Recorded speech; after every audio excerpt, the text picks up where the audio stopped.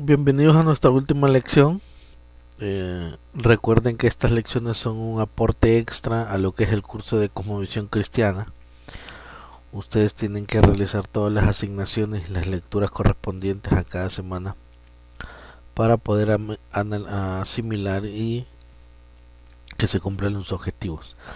Bien, en esta última semana hemos estado viendo una postura sobre la cosmovisión y su contextualización del reino. Y vamos a terminar esta semana con el tema de una transformación acelerada, siempre relacionando a las conferencias que se dieron en Panamá sobre evangelización y transcultural hace unos años. Y que tiene que ver, está muy relacionado con la cosmovisión, porque recuerden que las misiones transculturales o las misiones de la evangelización y el discipulado es enseñar una cosmovisión a otras personas que tienen otra cosmovisión. Bien, una visión entonces transformadora y acelerada. Estamos en el slide 3 ya.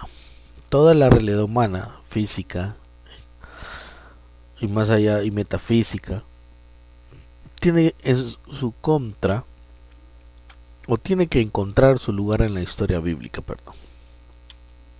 Lejos de procurar como Homero simplemente hacernos olvidar nuestra propia realidad por unas pocas horas. El Antiguo Testamento procura vencer nuestra realidad. Tenemos que localizar nuestras vidas dentro de su mundo, sentirnos como parte de su estructura, como parte de la narrativa universal. Todo lo que pasa en el mundo no solo puede ser concebido como un elemento de esta secuencia, todo lo que se conoce sobre el mundo tiene que ser ubicado como un ingrediente del plan divino. Entonces, toda esta realidad nuestra tiene que encontrar y tenemos que encontrar el punto, el lugar en la historia, nuestra cosmovisión. Siguiente, el progreso de la narrativa dominante en la cultura de Occidente. Recordemos que cuando hablamos de narrativa dominante, estamos hablando de cultura dominante, estamos hablando de cosmovisión dominante. La narrativa, y estamos hablando de la historia también, entonces todo está relacionado.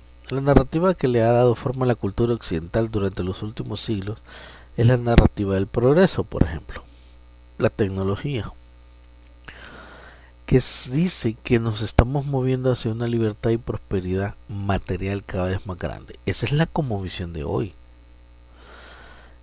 Y que estamos logrando esto únicamente mediante el esfuerzo humano, especialmente a través de la ciencia encarnada en la tecnología y mediante la aplicación de principios científicos, aplicados a nuestra vida social, a nuestra economía, a nuestra política y a nuestra educación. Entonces, cuando nosotros hablamos de la narrativa dominante, estamos hablando de la cosmovisión dominante. Siguiente slide, estamos en el 5. El reto para los cristianos de nuestra generación en esta cosmovisión dominante o narrativa dominante, todos aquellos que hemos abrazado el Evangelio, somos miembros de una comunidad que cree en la Biblia, que es la verdadera historia del mundo. Pero como partícipes y miembros de una determinada comunidad cultural, de una cosmovisión, somos parte de la historia que ha venido dándole forma a la cultura occidental por mucho tiempo. Simplemente no podemos optar por aislarnos de la cultura circundante, o sea, de la cultura dominante. Nuestras vidas están entrelazadas en sus instituciones, costumbres, lenguajes relacionados y patrones sociales. Usted y yo no podemos ocultarnos ni aislarlo de la cultura circundante, de esta narrativa dominante, porque vivimos en ella. De hecho, compartimos instituciones, costumbres, lenguajes, relaciones y patrones sociales con la cultura dominante. Nuestra cosmovisión cristiana comparte eso, entonces no podemos aislarlo del todo. Siguiente slide. Nuestra encarnación del reino de Dios, volviendo al tema de la lección 1, tiene que ver con una forma cultural para nuestro tiempo y lugar particular. Así que nos encontramos en una encrucijada. ¿Dónde vivimos? Como parte de las dos comunidades, cada una de las cuales vive una narrativa incompatible con la otra, pero cada una de las cuales reclama ser la verdad y reclamar la totalidad de nuestras vidas. Tanto la cultura dominante como la cultura del reino reclaman la verdad. Siguiente slide. Miren las palabras de George Bern. Si una cosmovisión bíblica, sin una cosmovisión bíblica, todas las grandes enseñanzas entran por un oído y salen por el otro. No hay perchas intelectuales en la mente del individuo donde colgar estas verdades. Esto no se adhiere, no se pega, no hace la diferencia. Sin una cosmovisión bíblica, entonces todas las grandes enseñanzas no nos sirven para nada. Jesús, y aquí estoy en el slide 8, Jesús restauró su gobierno en el mundo, cumpliéndole la promesa a Adán y Eva, cumpliéndole la promesa a Abraham, encarnándose en la persona de Jesucristo, triunfando en la cruz, introduciendo su resurrección, o sea, el tema de la resurrección, y ascendió. Dios restauró el gobierno a través de la persona de Jesucristo. Antes de ascender, Jesucristo comisionó a sus discípulos para continuar la misión de discipular las naciones hasta que Él vuelva. Recordemos esa historia del mundo que tiene un quiebre en Jesucristo. Recordemos esa narrativa dominante que está en la historia. Cuando hablamos de narrativa dominante, estamos hablando de la historia del mundo. Ahora, Jesucristo es el final de la historia del mundo. Él derramó su espíritu sobre los discípulos para poner de manifiesto la restauración del gobierno de Dios sobre asuntos humanos, en y a través de su pueblo, ahora la iglesia. Jesús regresará y la realidad de Dios como Creador, Redentor y Señor será consumada, manifestada. Este es el final de la historia del mundo.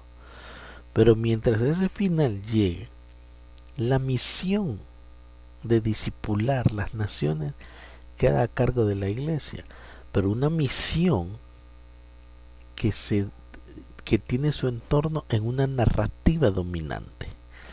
Entonces la iglesia tiene que conocer su cosmovisión para poder ejercer la teología y la cosmovisión del reino en esa narrativa dominante.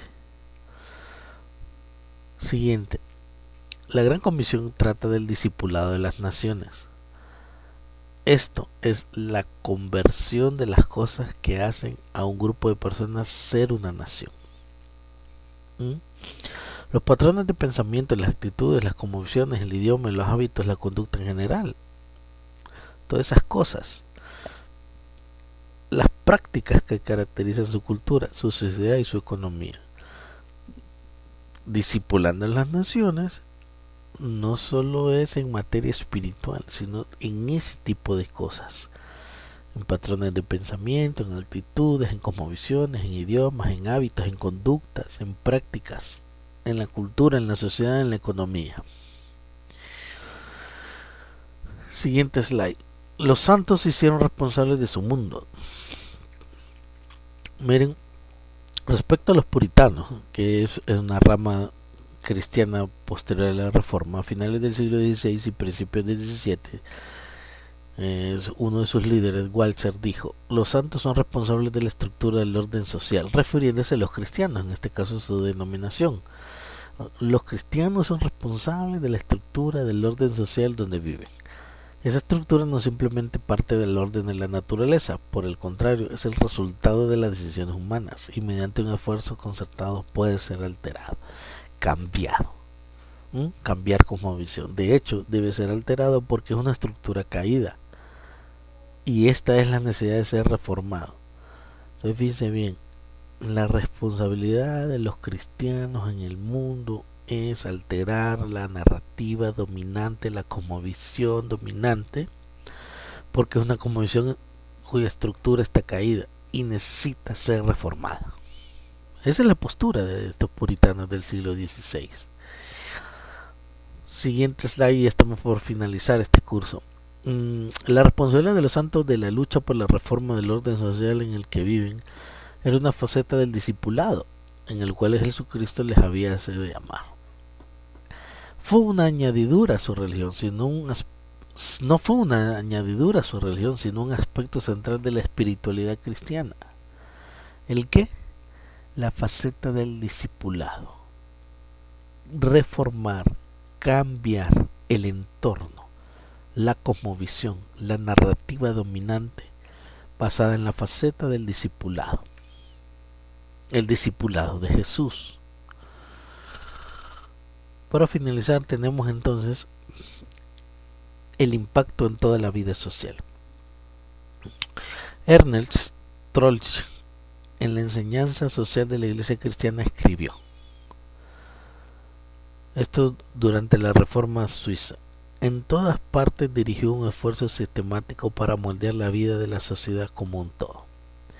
Estableció el principio de que la Iglesia tiene que ser interesante en todos los aspectos de la vida y no aislada el elemento religioso de los demás elementos de la vida, como el luteranismo, ni permite que el sentido de la responsabilidad colectiva se exprese mediante las instituciones particulares e intervenciones ocasionales como el catolicismo.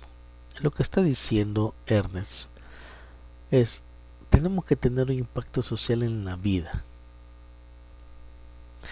no ser herméticos como el luteranismo, ni solo en casos particulares como el catolicismo.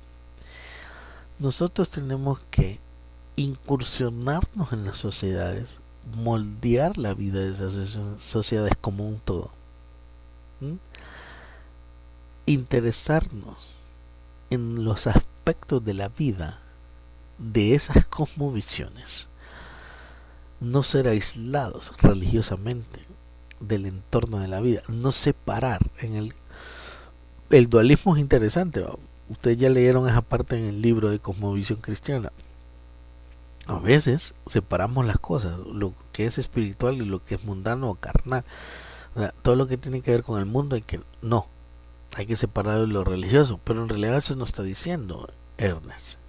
Nosotros tenemos que, para hacer esos cambios sociales, para que la Iglesia enseñe, transforme a través del Espíritu Santo y Jesucristo y nuestra conmoción cristiana, tiene que interesarse por todos los aspectos de la vida. Ese es lo clave. Interesarnos por todos los aspectos de la vida de las personas con diferente cosmovisión a la cosmovisión cristiana. Bien, yo espero que estos comentarios que hemos dicho a través de estas lecciones les hayan servido para entender un poco más qué es cosmovisión cristiana, cosmovisión bíblica, las cosmovisiones. Yo les invito a seguir estudiando este tema sobre las cosmovisiones. En el sílabo hay bibliografía para que ustedes puedan buscar estos libros afines al curso y puedan entender elementos más prácticos acerca de las cosmovisiones. Gracias por su atención y nos veremos en la próxima. Bendiciones.